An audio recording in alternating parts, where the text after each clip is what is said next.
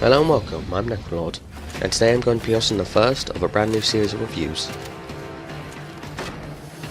So, get ready to drop down for Titanfall as I cover the best and the worst of this incredible new game. Now, the most fundamental part of Titanfall is undoubtedly its multiplayer element. Gameplay-wise, Respawn Entertainment have made an amazing feat by being able to balance the role between Titans and pilots. While many would feel that the ownership of the giant killing machine was an unfair advantage, they cannot be further from the truth.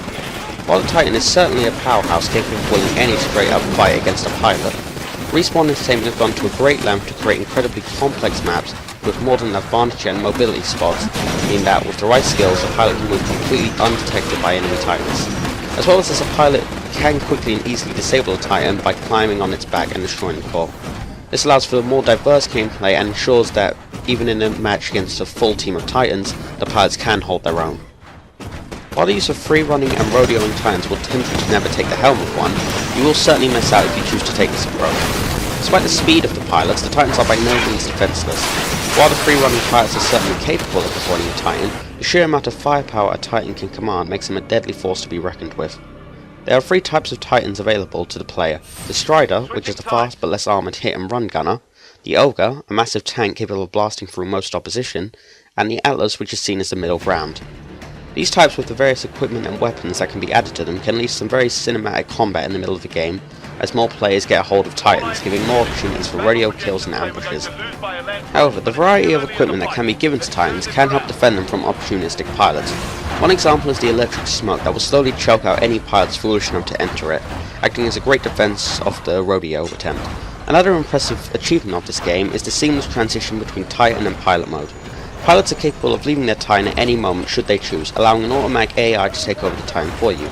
This allows a new set of tactics, such as the commanding your Titan to engage another, while you sneak behind and rodeo into the ground, showing a great degree of synergy between both you and the AI you're working with. Alternatively, on the arrival of your Titan, you can instead engage in follow mode.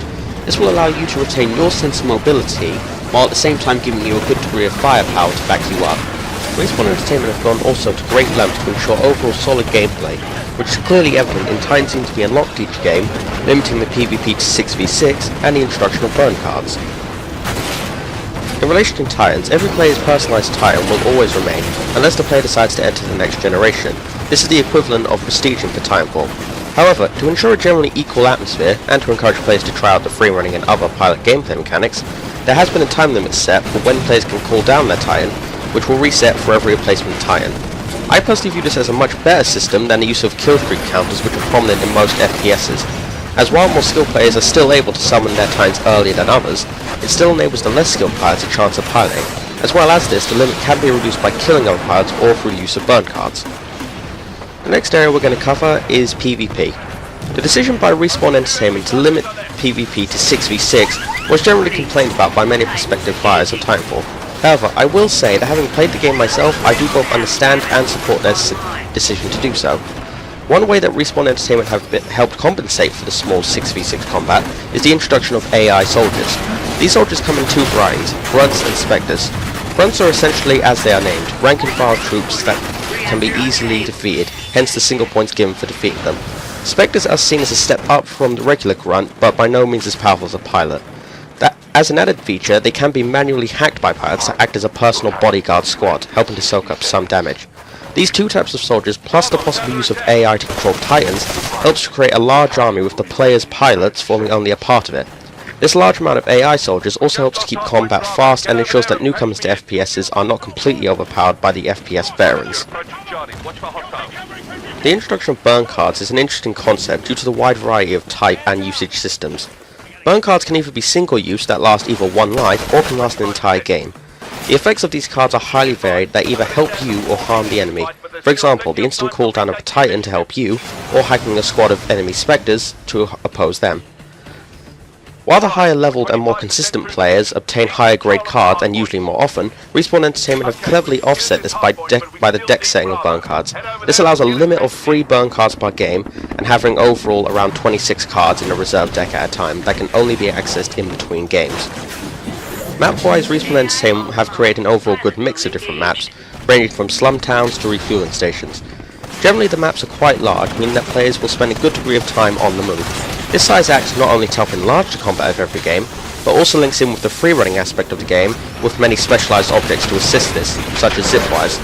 Many players will find that with the right skills on the right map, they will be able to travel from one end of the map to the other without ever having to touch the floor. This again helps to maintain the fast pace of combat, as many players will jump from ledge to ledge while shooting unsuspecting opponents as they go. This also helps to remove the possibility of campers becoming a nuisance, which is a key concern in many FPSs. This variety of maps also ensures that players will have to utilise different tactics to survive. A good example of this is the map Nexus, based in a cramped housing complex. This map will ensure that players in Titans and free-running pilots will have to act differently to survive, with Titans attempting to kill opponents hiding in settlers' houses, and pilots needing to use cramped spaces to outmaneuver any pursuing Titans. The overall matchmaking system can be seen as the most unremarkable part of Titanfall. While the gameplay itself is built on solid mechanics, the multiplayer modes are by no means original or unique, as they comprise of the common deathmatch, conquest and capture the flag. The one somewhat original game type, Last Titan Standing, involves every pilot spawning inside their Titan with no respawn and the overall aim of destroying the enemy Titans to win. This is by no means a revolutionary idea, and it is unlikely to bring appeal to players unfamiliar with Titanfall. The one particular area of lacking for Titanfall's matchmaking is the complete use of symmetry. The majority, if not all maps, are in fact asymmetrical, with most game modes involving a switch of sides in the middle of the game. Unfortunately, the game modes themselves are almost entirely symmetrical, meaning the exact same experience regardless of faction. While these game modes can prove to be popular, I personally would have liked to have seen a game mode involving an attacking and defending team, such as the Battlefield series Rush mode, which has proven to be very popular amongst its fans. Titanfall, like all games, has some things that could have been added to improve the overall experience. However, customization is one of the few areas where I actually felt let down. Loadout-wise, players are capable of a decent variation of weapon and ability types in various different categories. Primary weapon-wise, players were able to choose between different guns, ranging from shotguns and snipers, to assault rifles and auto-aim pistols. Sidearms are seen as having the smallest range, as there are only 4 pistols in total available. However, many players will find that they will rarely use these due to either the range or power advantage that most primary weapons have. Anti-Titan weapons can be seen as having the greatest amount of variety, with pilots being able to choose between rocket launchers to charged lasers, with each having both its pros and its cons. There are also various Titan weapons to choose from, which, outside of perks, come under 2 categories: a primary weapon, which is similar to the anti-Titan weapons of pilots, and a type of rocket that is fired as part of an ability. Loadouts have a fair degree of customization, however it should be noted now that when compared with other popular FPSs, this is a slim amount of both weapons, weapon customization, and perks available. As well as this, there is virtually no aesthetic personalization available to players. The small amount of personalization granted is limited to the gender of the character and which armor type out of 3 that is used, which, rather than being directly controlled, is decided instead by which loadout number is used. The final area to cover in this review is the campaign mode. Respawn Entertainment have, instead of going for the conventional solo or co-op based campaign, gone for a complete competitive multiplayer system much like Brink. This helps to establish a sense of a much larger scale to the combat, and also ties in well with the dual campaign, as it allows players to truly identify with their faction. However, this campaign style suffers from 2 major drawbacks. The first issue is the narrative of the game. While the initial premise is an interesting idea to go with, throughout the campaign there is little relation to the narrative, as aside from some intro cutscenes and conversations during missions, it is largely absent from the gameplay, with rare, if any, direct relation to the player characters. As well as this, the narrative is completely set in stone. By this I mean that, regardless of how well you or the enemy does, the overall story will not be affected in the slightest. One example of this would be a mission where the militia are tasked with hacking a database, whereas the IMC must prevent this. Unfortunately, even should the militia make no progress whatsoever with the hack, narrative-wise, they will still win due to NPC characters that cannot be influenced by the player. This can inevitably create a sense of apathy with the player due to the knowledge that the story will always end the same, regardless of their actions. Overall, the game has solid gameplay, excellent graphics, complex maps, decent weapon variety, and innovative use of AI for the multiplayer modes.